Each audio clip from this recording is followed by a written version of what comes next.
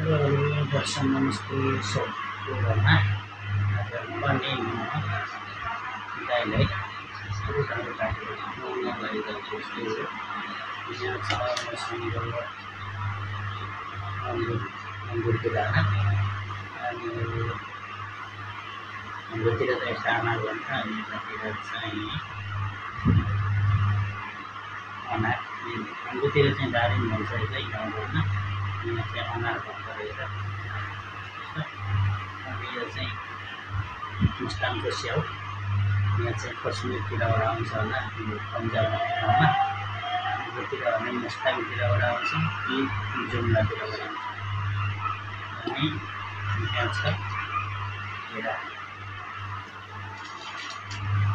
भिडियोको अन्तिमसम्म रहनु होला। हाम्रो भिडियो कस्तो लाग्छ लाइक कमेन्ट सेयर गर्न नभुल्नु होला। अनि यदि भिडियो हेर्दै हुनुहुन्छ भने फलो गर्न चाहिँ नभुलाउनु होला। म फलो बटन पनि राखेको छु, फलो बटन छ, फलो गरेर जोडिनु होला यस्तै यस्तै भिडियोहरू हेर्नको लागि।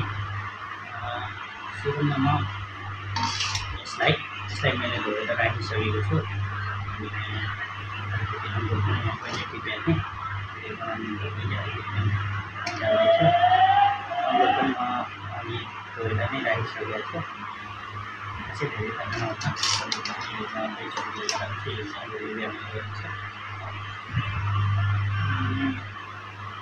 यहाँ छ स्याउ, म स्याउ काट्नु गइरहेको छु। एकदमै महँगो भन्दा पनि महँगै छ फलको लागि। अहिले सिजनमा चाहिँ सस्तो हुन्छ, यदि सिजन छैन भने महँगो नै हुन्छ।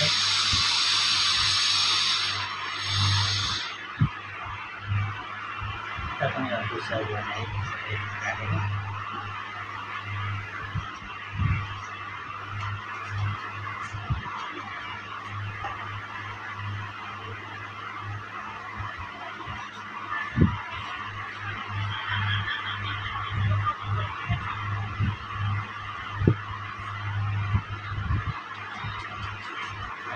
स्याउलाई लामो पिसमा काटेको छु। अहिले धोएर राखेको हो, स्कुलको पैसा छिलेर राम्रै छ स्याउ।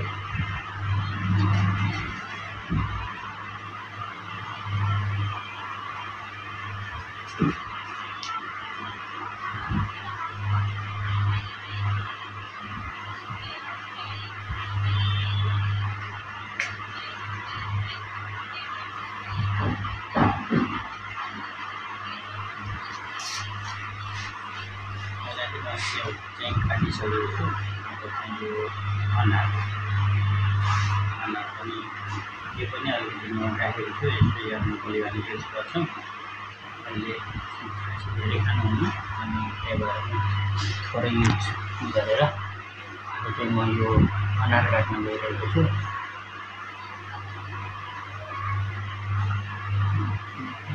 अनार चाहिँ राम्रो रहेछ, एकदमै अनार खायो भने चाहिँ शरीरमा ब्लड मात्रा बढाउने, स्वास्थ्यको लागि पनि एकदमै राम्रो हुने भएकोले हामीले प्रायः जसो अनारको जुस यो फ्रुटहरू खुवाउँदा पनि अनारको धेरै युज गरिरहेको छौँ। किनभने गाईको धेरै एक्सिडेन्ट हुँदाखेरि चोटहरू लागेर अनि ब्लडहरू धेरै बगेको थियो। अनि 4 पटक हामीले बराबरी चढाएको थियो होइन। त्यसै कारणले गर्दाखेरि अनार चाहिँ अलि बढी खुवाउने गरेको छौँ।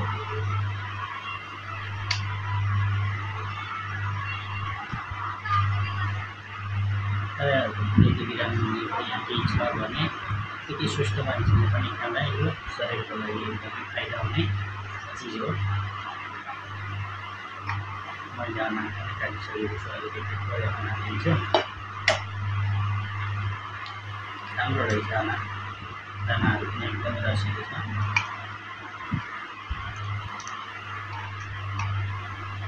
त्यही भनेर त मोबाइल हेरेर सुतिराख्नु पर्छ। दिन पछाडि मोबाइल पनि यसो चलाउँदै हुन्छ फेसबुकहरू।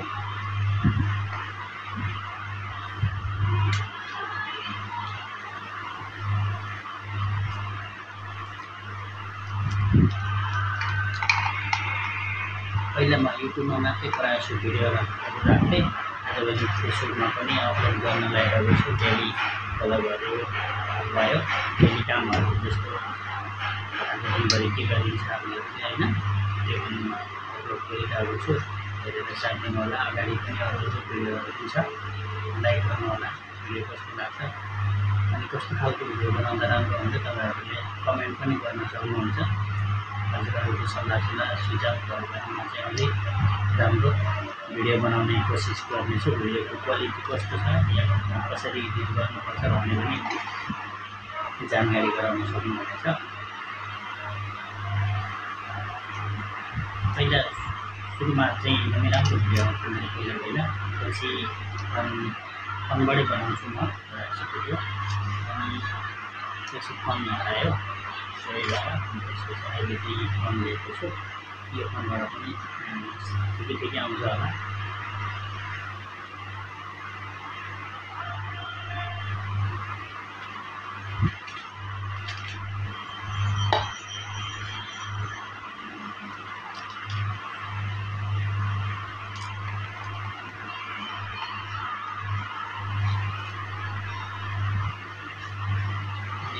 हिजो चाहिँ नयाँ साल थियो, नयाँ वर्ष 2082, खालि नयाँ वर्ष। कस्तो भयो हजुरहरूको नयाँ साल कमेन्ट गर्नु होला। हामी त के गर्नु परदेशमा छौँ, त्यही पनि बिरामी तिरेर बसिरहेका छौँ। 1 महिना 1.5 महिनादेखि हामी हस्पिटल जाने आउने, हामी रुममा गाईको सेवा गर्ने नै बितिरहेको छ। हजुरहरूको नयाँ साल कस्तो रह्यो कमेन्ट पनि गर्नु होला। एकदमै रमाइलो भयो होला सायद नयाँ साल हजुरहरूको।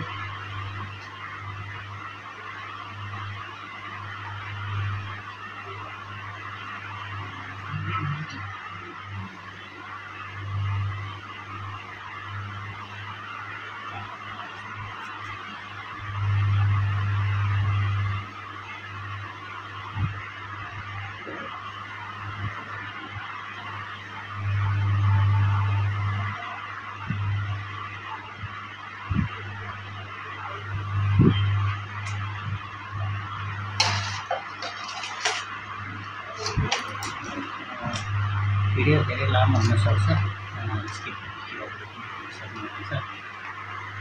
लाइक कमेन्ट सेयर त गर्नु पर्दैन। म यहाँ रोक्ने अलिकति म रेडी बनाइसकेको छु। तपाईँहरूले यता भाइ चाहिँ सुतिरहेको छ, यहाँ देख्न सक्नुहुन्छ। मैले स्याउ पनि काटेँ, अनि एउटा केरा, अनि अनार, अनि अङ्गुर गराएर अब चाहिँ गाईले खुवाउने तयारी गर्दैछु।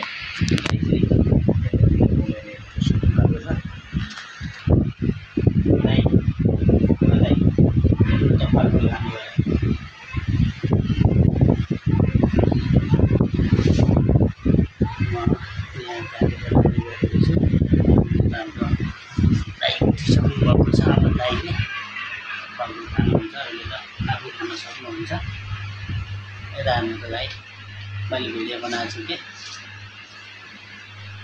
मिठो छ सबै खानु। अब यो फ्रुटहरू खुवाइसके पछाडि औषधि खानु कतिको हुनुपर्छ, अहिले चाहिँ एकदम ठिक छ गाईको अवस्था। पहिलाको भिडियोमा देख्न सक्नुहुन्थ्यो घाँटीमा कति ठुलो चोटहरू थियो, अहिले यो चाहिँ पुरा निको भएको छ। अनि यसै गरी अब यहाँ टाउकोमा 8-10वटा टाङ्का लगाएको थियो, यहाँ र यतापट्टि 2तिर गरेर, अनि त्यो पनि सबै निको भइसकेको छ। टाङ्का पनि हामीले हस्पिटल गएर निकालेको हो।